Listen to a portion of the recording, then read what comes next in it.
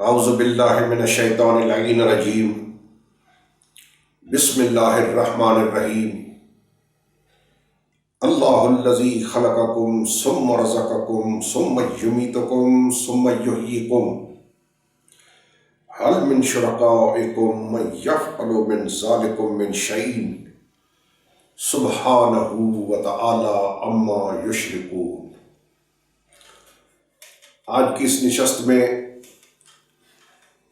جناب مرزا محمد علی صاحب انجینئر سے گفتگو کرنی ہے، ان کو ایک نیک مشورہ دینا ہے، کیونکہ ان کا اپنا فرمان ہے کہ جب کوئی چیز مجھے دل سے لگتی ہے، لاجیکل ہوتی ہے، تو میں قبول کر لیتا ہوں۔ تو سب سے پہلے اس بات سے پہلے میں تہہ دل سے انجینئر صاحب مرزا محمد علی صاحب کا شکر گزار ہوں، کیونکہ اس دور میں انہوں نے حاکم شام کو جو ایکسپوز کیا ہے اور اس کا اصلی چہرہ دنیا تک پہنچایا ہے، ساتھ ساتھ ان کی زبان سے، یعنی مرزا انجینئر محمد علی صاحب کی زبان سے جب یہ جملے سنتا ہوں کہ بنی امیہ کی بدماشیاں، تو دل سے دعائیں نکلتی ہیں۔ پھر یزید کی کھل کر مخالفت، ایسے مجاہد ان سے پہلے بھی گزرے ہیں، حافظ مفتی اسحاق صاحب رحمۃ اللہ علیہ، جنہوں نے اس کام کا بیڑا اٹھایا، کیونکہ وہ ایسے لوگوں کو ایکسپوز کر رہا ہے جو 1400 سال جن پہ پردے ڈالے گئے، ان حقائق کو لوگوں تک پہنچانا اس دور میں، ناسبیت اور خارجیت کے دور میں، یہ ہمارے اوپر ہے تو حق کی بات، جو کر رہے ہیں وہ اللہ کا کام کر رہے ہیں، لیکن ساتھ ہم بھی ان کے شکر گزار ہیں کہ بنی امیہ کو ایکسپوز کرنا، ان کے کرتوت دنیا تک پہنچانا، حاکم شام کا اصلی چہرہ لوگوں تک پہنچانا، اور بنی امیہ کی بدماشیاں، یہ ایک خاص لفظ ہے انجینئر صاحب کا، جو بالکل 100% بلکہ 101% حقیقت ہے۔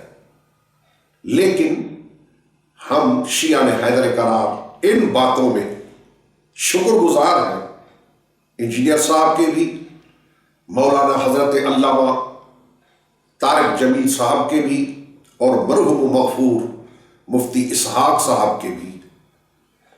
طارق جمیل صاحب اللہ ان کی حفاظت فرمائے، 1400 سال جو ہم سمجھاتے آئے کہ مولا کے معنی دوست نہیں ہے، تو دنیا نے ہماری بات نہ مانی، لیکن الحمدللہ رب العالمین، اللہ کا احسان ہے، شکر پروردگار ہے کہ انہوں نے اپنی زبان سے اپنے مسلک کے لوگوں کو سمجھایا، پہنچایا کہ مولا کے معنی آقا ہے، سردار ہے۔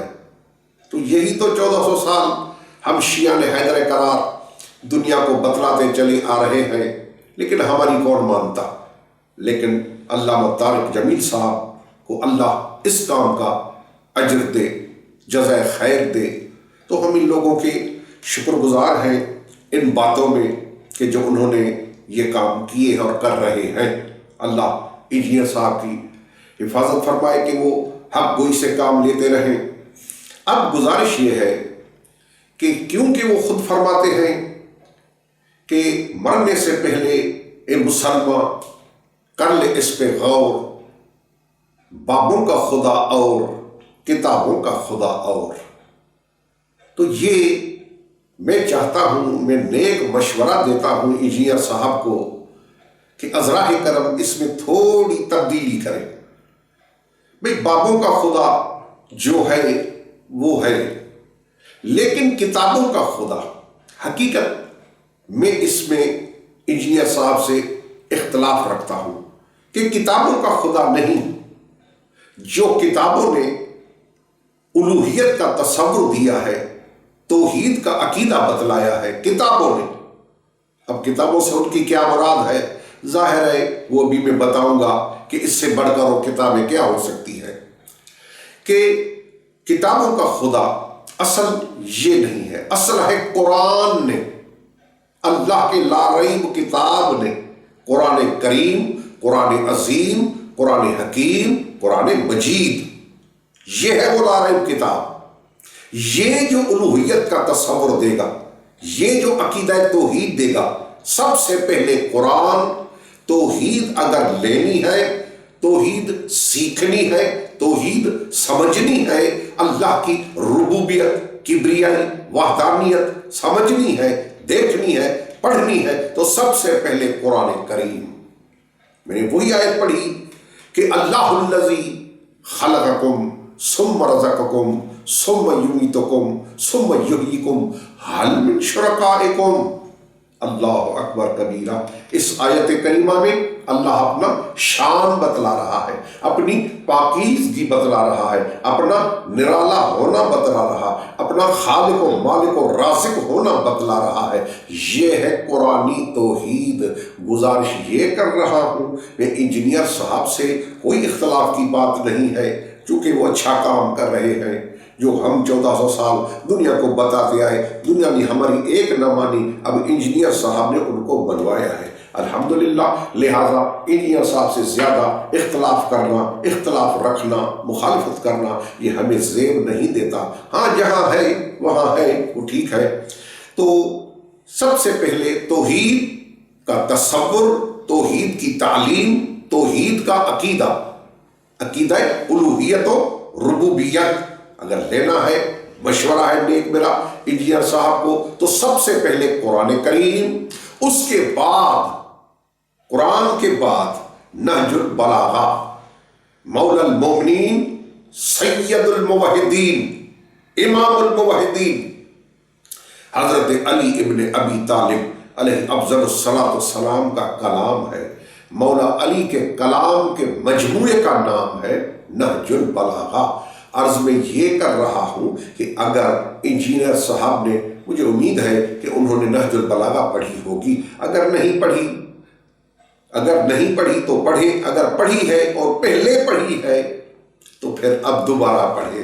اگر توحید سیکھنی ہے، عقیدہ توحید لینا ہے، تو پھر پہلے قرآن، دوسرے نمبر پہ مولا علی کا کلام نہج البلاغہ، اور تیسرے نمبر پہ سید سجاد حضرت امام علی زین العابدین علیہ افضل الصلاۃ والسلام، میرے چوتھے امام، امام حسین علیہ الصلاۃ والسلام کے سب سے بڑے فرزند حضرت مولا سجاد، جنہیں علی زین العابدین کہا جاتا ہے، جو مشہور سید و ساجدین کے لقب سے، ان کی مشہور زمانہ کتاب ہے صحیفہ سجادیہ، صحیفہ کاملہ، زبور آل محمد۔ میرے محترم، یہ ہے اصل منبع، ماخذ، مرکز، سرچشمے، جہاں سے توحید لینی چاہیے، توحید سیکھنی چاہیے، توحید کا عقیدہ رکھنا چاہیے۔ سب سے پہلے قرآن،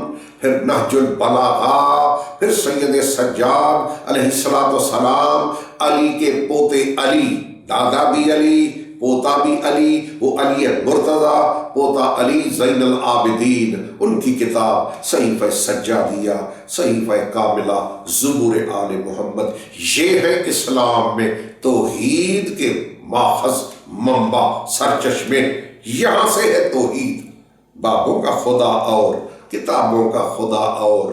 میرے محترم، اس میں تھوڑی سی میں گزارش کروں گا، ویسے تو آپ کی مرضی ہے، مشورہ دینا ہمارا کام ہے کہ اس میں تھوڑی آپ تبدیلی کریں۔ کتابوں کا خدا، وہ دکھا رہا ہوں کتابوں کا خدا، وہ کتابوں کا خدا کیا ہے؟ بابوں کا خدا تو آپ بتاتے ہی رہتے ہیں، لیکن آج میں آپ کو کتابوں کا خدا بھی بتا رہا ہوں۔ مجھے امید ہے کہ آپ کی نظر سے یہ چیزیں گزری ہوں گی، لیکن ہو سکتا ہے جب کافی وقت گزر جاتا ہے یا پھر نئی نئی باتیں آ جاتی ہیں تو انسان کے دماغ سے یہ چیزیں اسکپ ہو جاتی ہیں۔ تو پہلے قرآن، پھر نہج البلاغہ، اس کے بعد صحیفہ سجادیہ۔ یہ ہے توحید کے ماخذ سیکھنے کے۔ آئیے جناب اب آپ کا یہ فرمانا کہ بابوں کا خدا اور کتابوں کا خدا اور سب سے بڑی کتاب صحیح بخاری، صحیح البخاری، الامام الحافظ ابی عبداللہ محمد بن اسماعیل البخاری 194 میں پیدا ہوئے، 256 میں فوت ہوئے، محدث اعظم کا لقب ہے۔ اہل سنت کی دنیا میں اس سے بڑی کتاب اور ہے ہی نہیں۔ یہ ہے کتاب صحیح بخاری شریف۔ اب دیکھیں کہ اس صحیح بخاری میں توحید کے بارے میں کیا لکھا ہے۔ قیامت کا دن، قیامت، جہنم فریاد کرے گا۔ بخاری شریف، بابوں کا خدا اور کتابوں کا خدا اور۔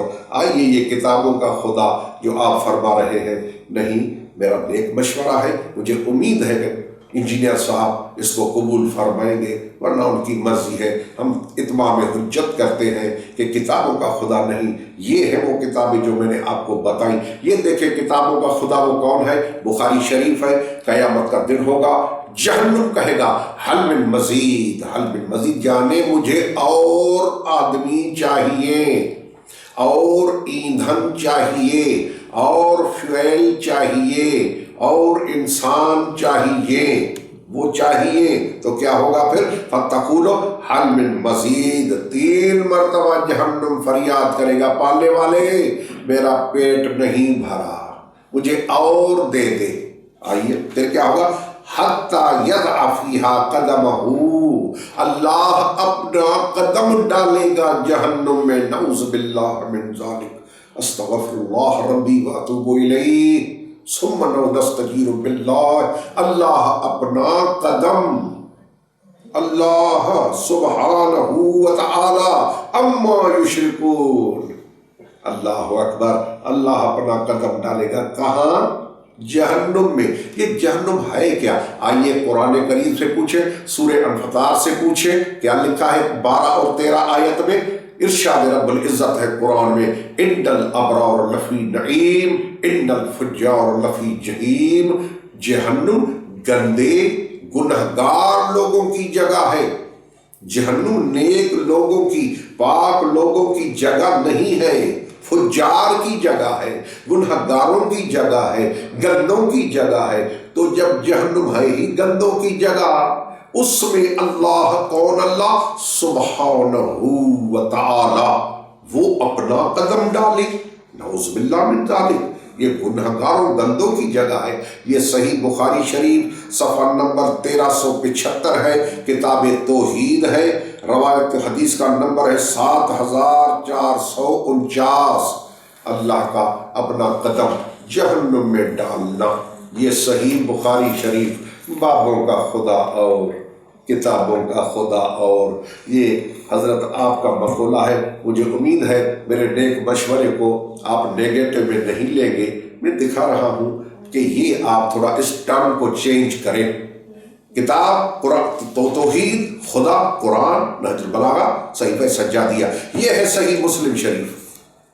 بخاری کے بعد امام مسلم بن حجاج کو شریف 198 میں پیدا ہوئے، 260 میں فوت ہوئے۔ یہ دار الکتاب العربی سے چھپی ہے، صفحہ نمبر 1169 ہے، حدیث کا نمبر 7177 ہے۔ اس میں ہے لا تزال جہنم تقول حل من مزید حتی یضع فیہا رب العزت تبارک و تعالی قدمہ، جہنم فریاد کرے گا اور چاہیے اور دو۔ اللہ اکبر، پھر کیا ہوگا؟ اللہ اپنا قدم اس کے اوپر نہیں، یضع فیہا، فیہا علی نہیں، جہنم کے اوپر نہیں، فیہا اس میں۔ اللہ اکبر، یہ کیوں عرض کر رہا ہوں؟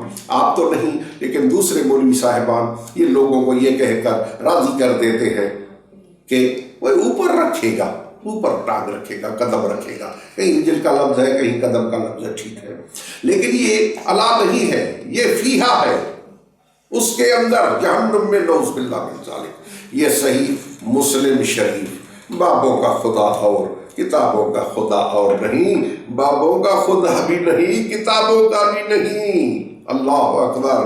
عام کتابیں جو ہیں جن میں ایسی باتیں ہیں ان کی بات کر رہا ہوں. ویسے تو نہج البلاغہ بھی کتاب ہے، صحیفہ سجادیہ بھی کتاب ہے، قرآن تو اللہ کی لا ریب کتاب ہے. جو اس میں شک کرے اس کے نسل میں شک ہے، جو قرآن میں شک کرے قرآن لا ریب ہے.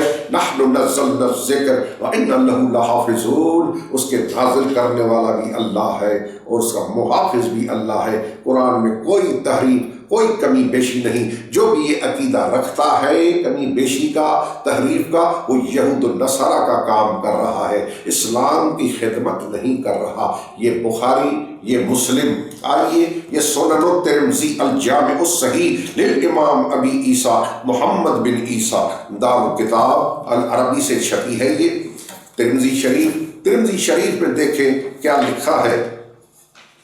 آئیے جناب، یہ ہے ترمذی شریف. سورہ مبارکہ قاف کی تفسیر میں ہے لا تزال جہنم تقول حل من مزید حتی یضع فیہا رب العزت قدمہ. اللہ رب العزت اپنا قدم، پیر اس میں ڈالے گا، اس کے اوپر نہیں رکھے گا، اس میں ڈالے گا. یہ بخاری، یہ مسلم، یہ ترمذی شریف صحاح ستہ کی کتابیں، 6 فنڈامنٹل بکس. آئیے جناب، یہ ہے مسند ابی عوانہ للامام الجلیل ابی عوانہ یعقوب بن اسحاق اسفرائینی، 316 میں فوت ہوئے ہیں. اس کے دار المعرفہ سے چھپی ہے، بیروت لبنان سے. اس کا صفحہ نمبر ہے 159، 159.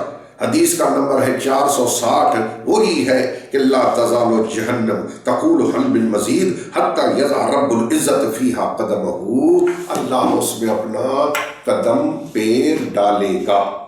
یہ ہے کتاب. میں توحید بتا رہا ہوں کیونکہ آپ کا فرمانا ہے نا کہ مرنے سے پہلے یہ مسلمان کر لے اس پہ غور. بابوں کا خدا اور کتابوں کا خدا اور. آئیے دیکھیں کتابوں کا خدا بھی آج دیکھ لیں کہ کتابوں والا خدا کون سا ہے. یہ خدا جو ہے الوہیت کا تصور، عقیدہ توحید، یہ اللہ کا قرآن ہے. اس سے بڑھ کر کوئی کتاب عالمین میں نہیں ہے. یہ واحد کتاب ہے جو ذالک الکتاب لا ریب فیہ، جس میں کوئی شک و شبہ نہیں ہے. الحمدللہ رب العالمین. شیعہ حیدر قرار تحریف کے قائل نہیں ہیں.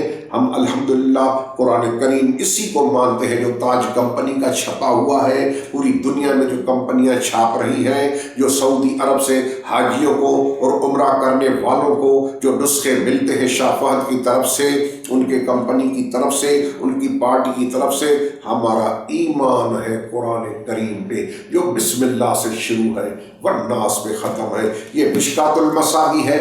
میں کیا عرض کر رہا ہوں، بابوں کا خدا اور کتابوں کا خدا اور. یہ قدیمی کتب خانہ مقابل آرام باغ کراچی سے چھپی ہے، چاپ قدیم ہے. اس میں توحید کا عقیدہ کیا ہے؟ اس میں لکھا ہے عقیدہ توحید کے بارے میں کہ اللہ اترتا ہے آسمان سے، اللہ اکبر، اور پھر کرسی پہ بیٹھتا ہے. کرسی پہ بیٹھنا، اترنا، اللہ کرسی پہ پھر کیا ہوتا ہے جب کرسی پہ بیٹھتا ہے تو کرسی سے آواز نکلتی ہے. کرسی سے آواز نکلتی ہے. کیسے آواز؟ جیسے کوئی سوار، رائڈر گھوڑے پہ بیٹھتا ہے، گھوڑے کے چمڑے کی بنی ہوئی زین، نئی چمڑے کی گھوڑے کے پشت پر جس پہ سوار بیٹھتا ہے، وہ جب نہیں ہوتی ہے تو سوار پہ بیٹھنے سے وہ آوازیں نکالتی ہیں، چینچی کی، چمڑے کی آوازیں. یہ ہے کہ اللہ جب کرسی پہ بیٹھتا ہے تو آواز نکلتی ہے. اب تشریح میں لکھا ہے نمبر 10 دے کر تشریح کہ کیسے بیٹھتا. لکھا ہے کہ جیسے کوئی لہیم و شہیم، کوئی بڑا لمبا تڑنگا آدمی جب بیٹھتا ہے تو پھر کرسی جو ہے وہ آواز نکالتی ہے. تو یہ ہے وہ مثال دے کے بھی پھر سمجھا دیا کہ جیسے موٹا آدمی بیٹھتا ہے. یہ ہے کتابوں کا خدا. بابوں کا خدا تو جو ہے وہ ہے، یہ کتابوں کا خدا. آئیے یہ قرآن کریم کی تشریح ہے، ترجمہ ہے. حجت الاسلام شیخ الہند حضرت مولانا محمود الحسن صاحب، موضح القرآن ابتدا سورہ نساء راس المفسرین شیخ الاسلام حضرت مولانا شبیر احمد عثمانی، فوائد اس کے ہیں، ترجمہ حضرت شیخ الہند مولانا محمود الحسن صاحب کا ہے۔ کیا لکھتے ہیں وہ؟ اب دیکھیں ترجمہ کیا کیا ہے، لکھا ہے کہ منافق دغا بازی کرتے ہیں، ان المنافقین یخادعون اللہ، جی منافق کیا کرتے ہیں؟ دغا بازی کرتے ہیں اللہ سے، اور وہی ان کو دغا دے گا، اور وہی یعنی کون؟ اللہ۔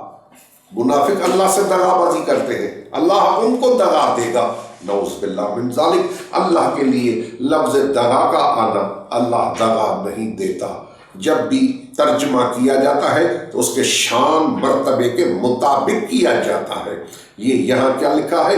منافق بھی دغا، اور پلٹ میں نتیجے میں اللہ بھی دغا، نعوذ باللہ من ذالک۔ یہ قرآن کریم ہے، عقیدہ قرآن سے لینا چاہیے۔ یہ تو ترجمے کی بات تھی نا۔ آئیے جناب، کتابوں کا خدا، بابوں کا تو دیکھ لیا، کتابوں کا یہ کتاب ہے شرح فقہ اکبر، ملا علی قاری، شرح فقہ اکبر، محمد سعید اینڈ سنز تاجران کتب، قرآن محل مولوی مصحف خانہ مقابل کراچی۔ یہ ہے شرح فقہ اکبر عربی میں، اس کا صفحہ نمبر ہے 148، 148۔ اس میں لکھا ہے کہ ان الامام ابا حنیفہ قال رأیت رب العزت فی المنام 99 مرہ۔ حضرت امام اعظم ابو حنیفہ، حنفی بھائیوں کے امام، وہ فرماتے ہیں کہ میں نے اللہ کو 99 ٹائمز، 99 مرتبہ میں نے اللہ کو خواب میں دیکھا۔ یہاں بات ختم نہیں ہوئی، پھر کیا لکھا؟ ثم رآہ مرۃ اخری، پھر اللہ کو ایک مرتبہ پھر دیکھا۔ 99 پلس 1 = 100۔ اب لکھ رہا ہے تمام المیت، 100 پورا ہو گیا، یعنی اللہ کو دیکھنے کی سینچری کمپلیٹ ہو گئی۔ آئیے جناب، بابوں کا خدا اور کتابوں کا خدا اور، جی جناب یہ ہے حضرت پیران پیر، اوپر لکھا ہے محبوب سبحانی قطب ربانی حضرت شیخ عبد القادر جیلانی، 11ویں والے بزرگ۔ جی یہ کیا لکھ رہے ہیں؟ اللہ کے بارے میں معراج کا باب لکھا ہے کہ ہم ایمان رکھتے ہیں کہ رسول اللہ صلی اللہ علیہ وسلم نے شب معراج اپنے رب کو جسمانی آنکھوں سے دیکھا۔ قرآن کیا فرما رہا ہے کہ آنکھوں کو طاقت نہیں کہ اپنے رب کو درک کر سکیں، یعنی قرآن کے خلاف اپنی جسمانی آنکھوں سے دیکھا، دل کی آنکھوں سے نہیں، نہ خواب میں۔ حضرت جابر بن عبداللہ انصاری سے روایت ہے کہ میں نے اپنے رب کو روبرو دیکھا، اس میں کوئی شک و شبہ نہیں۔ اللہ اکبر، یعنی ایسے دیکھا، لکھتے ہیں کہ فرمایا میں نے اس کو سدرۃ المنتہا کے پاس دیکھا، یہاں تک کہ رب العزت کے چہرے کا نور میرے سامنے آیا۔ حضرت شیخ عبد القادر جیلانی، کتاب بنیت الطالبین، یہ چھپی ہے مدینہ پبلشنگ کمپنی سے، صفحہ نمبر ہے 146، 146۔ اس میں لکھا ہے کہ حضرت عبد القادر لکھتے ہیں کہ رسول خدا نے اللہ کو روبرو دیکھا، حتیٰ کہ رب کے چہرے کا نور رسول کے سامنے ظاہر ہوا، اتنا قریب ہو کے اپنے رب کو دیکھا۔ اب یہ ہے عقیدہ توحید۔ قرآن کیا فرما رہا ہے؟ لا تدرک الابصار، اور یہ حضرت کیا فرما رہے ہیں؟ یہ ہے، میں کیوں عرض کر رہا ہوں کہ آپ کا فرمان ہے کہ بابوں کا خدا اور ہے، کتابوں کا خدا اور۔ میں انجینئر صاحب پھر بھی شکر گزار ہوں کہ جو آپ بنی امیہ کے لیے لفظ استعمال کرتے ہیں کہ بنی امیہ کی بدماشیاں، حاکم شام کے کرتوت، ان کو ایکسپوز کرنا، یزید کی سر ہتھیلی پہ رکھ کے اس خارجیت اور ناصبیت کے دور میں ان کی مخالفت کرنا، ان کو ایکسپوز کرنا، یہ آپ کا بڑا بہت کام ہے، اللہ آپ کو اس کا اجر ضرور دے گا۔ یہ ہے تاریخ الخلفاء، حضرت علامہ عبد الرحمن ابی بکر جلال الدین سیوطی، مدینہ پبلشنگ کمپنی سے یہ چھپی ہے۔ اس کا صفحہ نمبر ہے 165 165۔ اس میں لکھا ہے کہ ابن عمر کے حوالے سے لکھا ہے کہ ایک شخص نے حاضر خدمت ہو کر دریافت کیا کہ کیا آپ بتلا سکتے ہیں کہ زنا بھی کیا اللہ کے حکم سے ہوتا ہے؟ آپ نے فرمایا ہاں جی، زنا جو بھی کرتا ہے کائنات میں، جہاں بھی کرتا ہے، اللہ کے حکم سے ہوتا ہے۔ استغفر اللہ ربی واتوب الیہ۔ آئیے جناب، یہ عرض کر رہا ہوں کہ یہ اب یہ دیکھنا، ابن تیمیہ بابوں کا خلد خدا، بابوں کا خدا، اب ان کو جو ابھی میں دکھا رہا ہوں، ان کو یعنی کن بابوں میں شمار کریں، یہ تو ہمیں گائیڈ کریں کہ ان کو کن بابوں میں شمار کریں۔ ابن تیمیہ شیخ الاسلام، یہ دیکھیں بابوں کا خدا، اللہ اکبر۔ چلو یہ تو بابے تھے، وہ تو پہلے تو ابن حدیث کی کتاب ہے، اس میں بھی وہی ہے۔ یہ ابن بطوطہ ہے، سفر نامہ ابن بطوطہ۔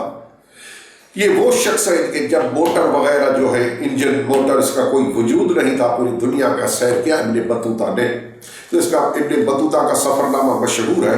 اس میں ابن بطوطہ لکھ رہے ہیں ابن تیمیہ کے انتہا پسندی کی حیرت انگیز مثال۔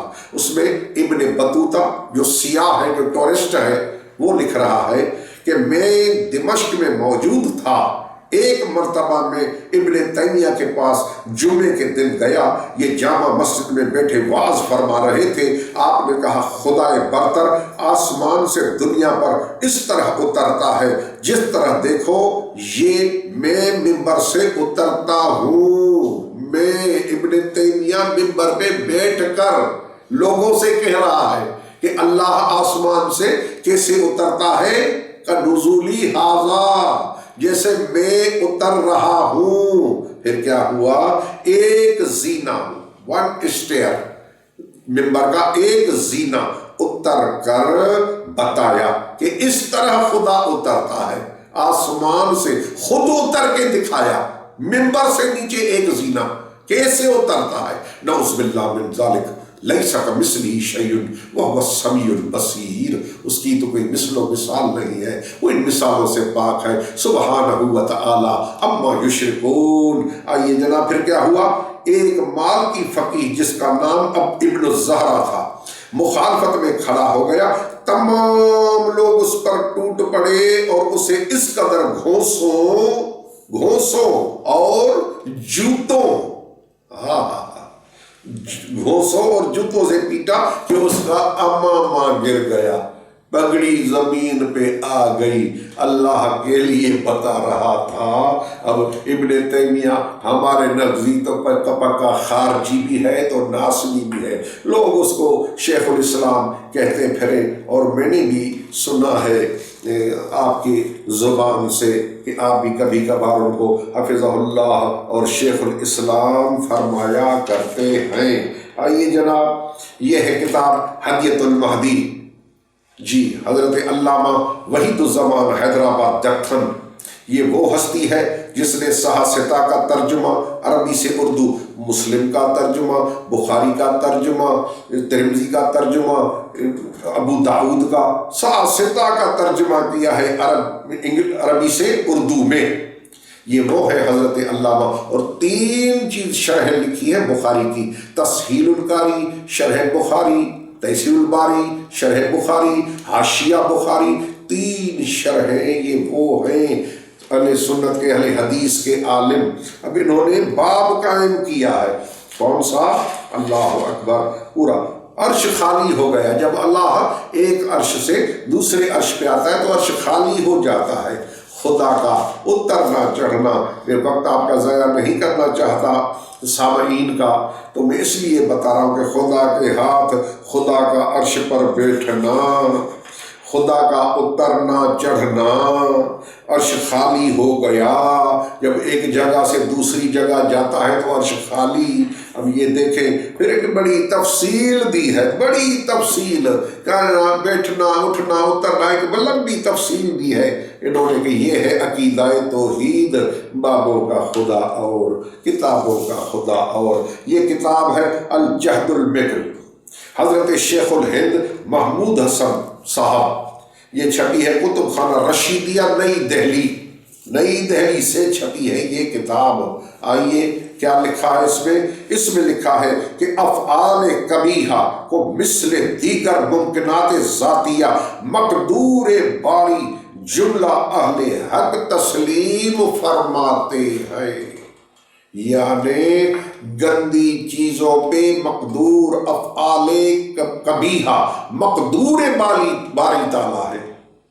افعال کبیحہ یعنی گندے کام مقدور باری تعالیٰ ہیں، ہمارا یہ عقیدہ نہیں ہے۔ آئیے پھر کیا لکھا ہے دوسرے مقام پہ حضرت محمود صاحب نے لکھا ہے کہ امکان کذب فی الکلام لفظی ہے، امکان کذب یعنی اللہ جھوٹ بول سکتا ہے، نعوذ باللہ من ذالک۔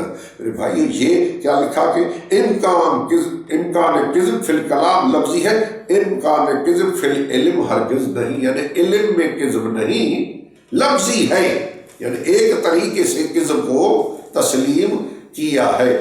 بابوں کا خدا اور ہے، کتابوں کا خدا اور۔ مجھے امید ہے کہ آپ میرے اس مشورے کو صحیح دل سے سوچ بچار کے ساتھ آپ اس میں عمل کریں گے کہ یہ بابوں کا خدا اور کتابوں کا خدا اور نہیں۔ کتابوں میں مکس ہے معاملہ، یہ حدیث کی کتابیں بخاری مسلم ترمذی، یہ ساری حدیث کی، مسند ابی عوانہ، یہ مسلم، یہ حدیثوں کی کتابیں ہیں نا۔ یہ جلال الدین سیوطی کیا ہے؟ حدیث کی کتاب۔ مشکات المصابیح کیا ہے؟ جی تاریخ کو جو لکھا ہے تو روایات سے لکھا ہے نا۔ پہلے تو طریقہ یہی تھا، آپ کے علم میں ہے کہ تبری جو لکھی ہے تاریخ ہو کیا ہے، اس میں کون سا طریقہ ہوتا تھا پہلے اوائل کی صدیاں جو ہے اس میں تاریخ کا کیا طریقہ ہوتا تھا۔ خدا کو شاد و آباد رکھے۔ میں مشورے کے طور پہ آج کی اس نشست میں آپ کا شکریہ بھی ادا کیا اور آپ کو ایک نیک مشورہ بھی دیا۔ شکریہ فقط اور فقط اس بات کا کہ بنی امیہ حاکم شام اور یزید ملعون ان کی مخالفت کرنا یہ حق گوئی ہے آپ کی۔ یقیناً اللہ پاک آپ کو، علامہ ڈاکٹر طارق جمیل صاحب کو اور مرحوم مغفور اسحاق مفتی صاحب کو اللہ اس کا ضرور اجر دے گا۔ سبحان ربک رب العزت عما یصفون والسلام علی المرسلین والحمد للہ رب العالمین، والسلام علیکم ورحمۃ اللہ وبرکاتہ۔